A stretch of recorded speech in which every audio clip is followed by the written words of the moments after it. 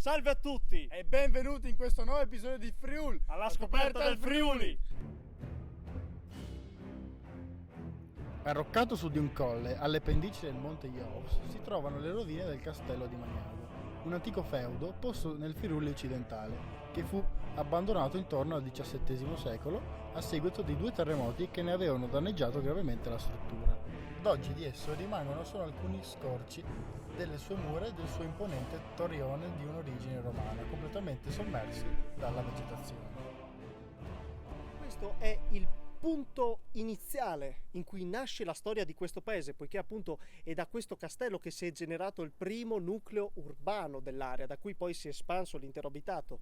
Il tutto ovviamente nasce con scopi ancora feudali, dichiarato appunto feudo dal patriarca ovviamente di Aquileia, che avendo ovviamente la necessità di difendere ed amministrare le terre anche del Friuli occidentale ai piedi delle Prealpi Carniche, il luogo in cui ci troviamo in questo momento, aveva dunque il bisogno di instaurare una serie di feudi a lui fedeli, e in questo caso per l'appunto fu instaurato questo feudo appunto di Magnago. Il feudo di Magnago era una fortezza di cui abbiamo anche alcune stampe di com'era, e ci sono anche una serie di ricostruzioni, una fortezza in stile ovviamente medievale, così soprattutto con il classico stile di un castello, quindi immaginiamoci delle torri, delle mura possenti in pietra, un castello fatto in questo modo, fatto ovviamente da un grande torrione, che venne abbandonato ovviamente durante il XVII secolo, questo perché a causa di 2 forti terremoti che compromisero la struttura, il castello non fu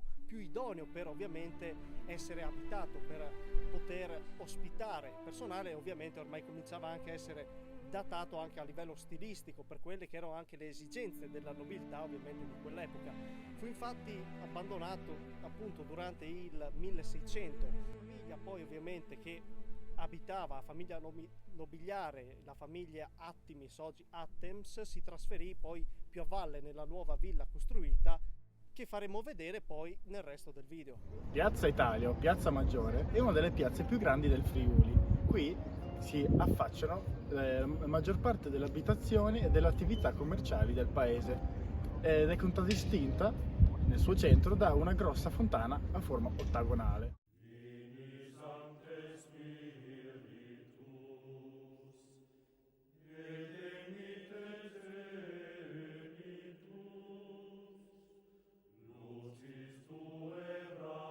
Non distante dal centro troviamo il Duomo di Magnago, dedicato a San Mauro e realizzato in stile gotico a partire dal 1488.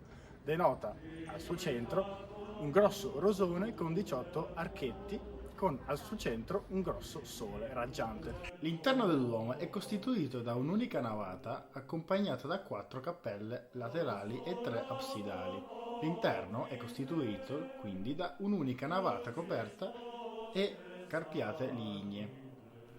Il coro con gli affreschi di Pomponio al Manteo. Questa cappella absidale destra, dedicata a San Giovanni Battista, è presente la pala con Cristo in gloria con i santi Giovanni Battista, Giovanni Evangelista, Giuseppe, Pietro e Giacomo. Lavoro di Pomponio al Manteo del 1558. Lo sfondo dell'opera contiene raffigurazioni di Magnago contemporanea, come il castello sulla cima del monte e il Duomo stesso. La cappella è costituita da Giudizio Universale, il Cristo in croce e la Resurrezione. Nell'abside gli affreschi eseguiti al Manteo risalenti circa al 1572, che però risultano molto deteriorati e quindi la loro lettura risulta molto difficile. La torre campanare invece è stata realizzata intorno al XVIII secolo, però in seguito fu distrutta durante il disastroso terremoto del Friuli del 1976 e in seguito fu poi ricostruita come la vediamo oggi. Il palazzo d'Attimis fu la residenza dei signori di Magnago a cominciare dalla fine del XVI secolo, a seguito del definitivo abbandono del castello, sovrastante ovviamente la città di Magnago. Il palazzo in questione prese il suo aspetto caratteristico e definitivo solo però a seguito dei lavori svolti in occasione del matrimonio di Fabio I di Magnago, il signore locale.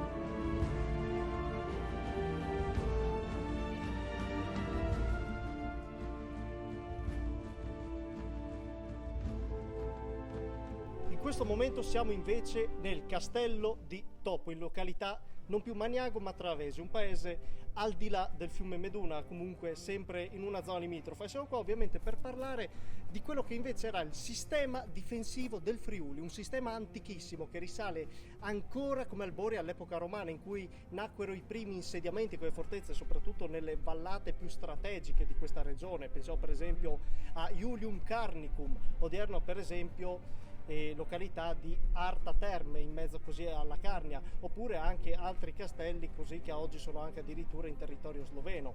Tutti questi come porte d'Italia, come luoghi di accesso e difesa, ma nel territorio stesso, nel cuore del Friuli, a difesa invece dell'area della Pedemontana, c'era un sistema di castelli utilizzato soprattutto poi dai Longobardi quando si insediarono qua, e quello in cui ci troviamo, appunto il castello di Toppo, è uno dei castelli fondamentali di questo sistema difensivo della Pedemontana friulana.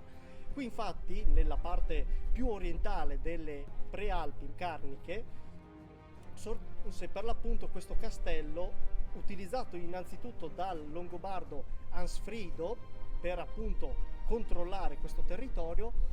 E invece i documenti principali che ritroviamo su di esso risalgono al 1188, quando invece il patriarca del Friuli, Gottofredo, affidò questo castello a Ursino di Toppo. Toppo infatti il nome della famiglia che dette il nome a questo castello e poi successivamente anche al paese sottostante al castello, che tra l'altro il paesino di Toppo è stato nominato in tempi recenti tra i borghi più belli d'Italia.